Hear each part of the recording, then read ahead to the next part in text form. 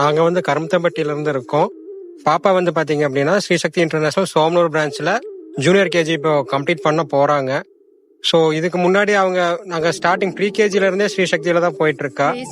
Play ஸ்கூல்லேருந்து நர்சரியிலேருந்து அதுக்கு முன்னாடி கொஞ்சம் சுட்டியாக தான் இருப்பா. பட் இங்கே வந்ததுக்கப்புறம் நர்சரியில் ரொம்ப வாழுத்தனம் பண்ணுறது, ரொம்ப சுட்டியாக இருந்தா. பட் இப்போ இந்த எல்கேஜி வந்ததுக்கப்புறம் ஒவ்வொரு திங்ஸுமே அவ எங்களுக்கு சொல்லி கொடுப்பா. இது இங்கே தான் வைக்கணும், இது இங்கே தான் வைக்கணும் அப்படின்னு.